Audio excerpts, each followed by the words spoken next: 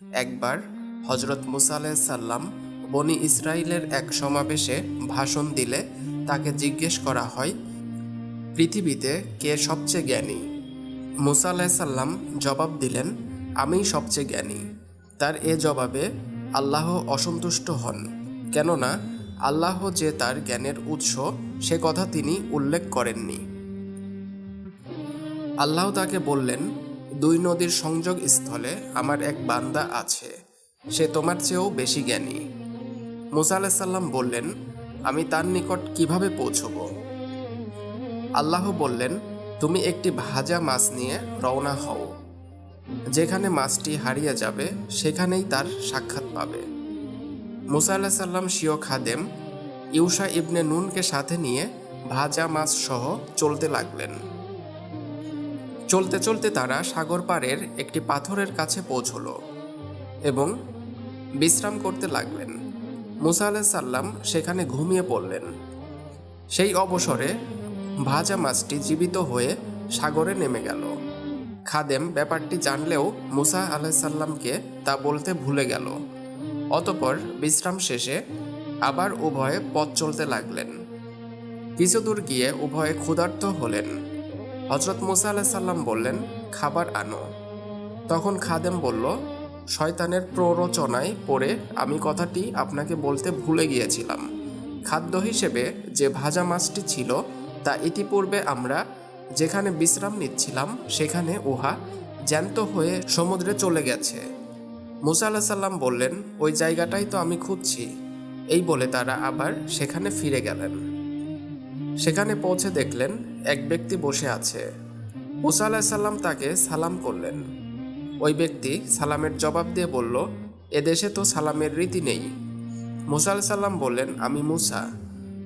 লোকটি বলল, বনি ইসরাইলের নবী মুসা? তিনি বললেন, হ্যাঁ। আপনি আল্লাহর কাছ থেকে যেসব নিগূঢ় তথ্য শিখেছেন তার কিছু কিছু শেখার জন্য আমি এসেছি। আমি কি আপনার সাথে থাকতে পারি? তিনি বললেন, হে মুসা, আমি খিজির। আমাকে আল্লাহ এমন কিছু জ্ঞান দান করেছেন যা তোমাকে দেননি, আবার তোমাকে এমন কিছু জ্ঞান দান করেছেন যা আমাকে দেননি। এখন আমার সাথে থেকে তুমি ধৈর্য ধারণ করতে পারবে না, কারণ যার রহস্য তুমি জানো না সে ব্যাপারে ধৈর্য ধারণ করা সম্ভব নয়। মুসা আলাইহিস সাল্লাম বললেন, ইনশাআল্লাহ আমি ধৈর্য ধারণ করব এবং অনুগত হয়ে থাকব। খিজির আলাইহিস সাল্লাম বললেন, ঠিক আছে, তুমি যদি থাকতে চাও তাহলে আমি নিজে যতক্ষণ কোনো জিনিসের ব্যাপারে ব্যাখ্যা না দেব ততক্ষণ তুমি কোনো ব্যাপারে প্রশ্ন করতে পারবে না। অতঃপর তারা রওনা দিলেন এবং সাগরের তীর ধরে চলতে লাগলেন। একটি নৌকায় তারা সাগর পার হলেন। নৌকার মাঝি খিজিরকে চিনত বলে তাদের ভাড়াও নিল না, অথচ কিনারে গিয়ে ভিড়া মাত্রই খিজির একখানা কুড়াল দিয়ে নৌকাটিকে বিরাট ছিদ্র করে দিলেন। মুসা আলাইহিস সাল্লাম তৎক্ষণাৎ বলে উঠলেন, এ কি করলেন আপনি? বিনা ভাড়ায় নৌকা পার হয়ে এমন কাণ্ডটি কেন ঘটালেন, যেন যাত্রীরা ডুবে মরে? খিজির আলাইহিস সাল্লাম বললেন, আমি তো বলেছিলাম তুমি ধৈর্য ধারণ করতে পারবে না। মুসা আলাইহিস সাল্লাম বললেন, আমার ভুল হয়ে গেছে, এবারের জন্য আমাকে মাফ করে দিন।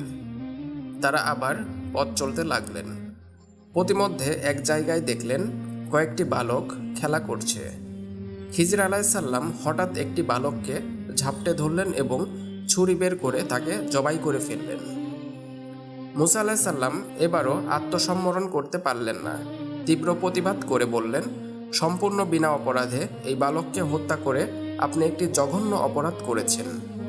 খিজির আলাইহিস সাল্লাম এবার আগের মতোই বললেন, আমি তো জানতাম তোমার এসব সহ্য হবে না। মুসা আলাইহিস সাল্লাম বললেন, আচ্ছা বেশ, আর যদি কখনো কিছু বলি আমাকে বিদায় করে দেবেন।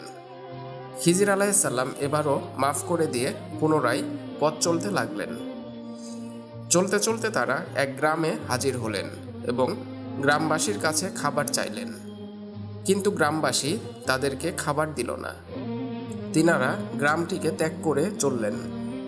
গ্রামের এক প্রান্তে একটি পুরনো প্রাচীর দেখলেন যা ভেঙে পড়ার উপক্রম হয়েছে। খিজির আলাইহিস সাল্লাম সেই প্রাচীরটি মেরামত করে দিলেন। মুসা আলাইহিস সাল্লাম এতে ঘরতোর আপত্তি জানিয়ে বললেন, যে গ্রামবাসী আমাদের মেহমানদারি করল না তাদের আপনি বিনা মজুরিতে প্রাচীর মেরামত করে দিলেন। ইচ্ছা করলে আপনি অন্তত মজুরি আদায় করতে পারতেন। এবার খিজির আলাইসাল্লাম বললেন, আর তোমাকে নিয়ে চলতে পারলাম না, তুমি এখনই বিদায়ী হও। তবে যাবার আগে আমার যে সব কর্মকাণ্ডের রহস্য বুঝতে না পেরে তুমি ধৈর্য হারিয়ে ফেলেছিলে তার তাৎপর্য শুনে যাও।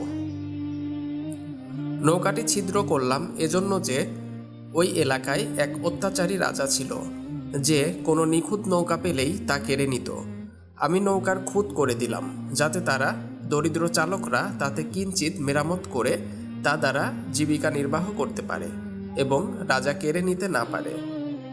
আর বালকটাকে হত্যা করলাম এজন্য যে সে বড় হয়ে কাফের হতো এবং তার মুমিন পিতামাতাকে কষ্ট দিত। আর প্রাচীরটি মেরামত করার কারণ এই যে এর নিচে দুইজন পিতৃহীন এতিম শিশুর সম্পদ প্রথিত ছিল এবং তাদের বড় হওয়া পর্যন্ত ওই সম্পদ রক্ষিত থাকা দরকার। আর মনে রেখো, এসব কর্মকাণ্ড আমি নিজের ইচ্ছাই করিনি, বরং আল্লাহর ইচ্ছা অনুসারেই করেছি। এই ঘটনাটি কোরআনে সূরা কাহাফেও সংক্ষেপে বর্ণিত হয়েছে, তবে আলোচ্য হাদিসে এ অপেক্ষাকৃত বিশদ বর্ণিত হওয়ায় আলোচ্য ঘটনায় বর্ণিত হজরত খিজির আলাইসাল্লাম অধিকাংশ বিজ্ঞ মুসাফিরদের মতে একজন ফেরেশতা। কেননা এ ধরনের শরীয়ত বিরোধী কর্মকাণ্ড একজন নবী তো দূরের কথা, কোনো সাধারণ মুসলমানের দ্বারাও সংগঠিত হতে পারে না। তবে ফেরেশতারা আল্লাহর হুকুমে এ ধরনের কাজ করতে পারেন। এ ঘটনার প্রধান শিক্ষণীয় বিষয় হলো প্রথমত, কোনো ব্যাপারে অহংকার করা উচিত নয়, বিশেষত জ্ঞানের বড়াই অত্যন্ত গর্হিত কাজ। দ্বিতীয়ত, যে কাজ শরীয়ত বিরোধী মনে হবে তার প্রতিবাদ সঙ্গে সঙ্গেই করা উচিত। এমনকি প্রতিবাদ না করার ওয়াদা করে থাকলেও সেই ওয়াদা ভঙ্গ করে প্রতিবাদ করা কর্তব্য। হজরত মুসা আলাইহিস সালাম এই আদর্শই সমুন্নত করেছেন।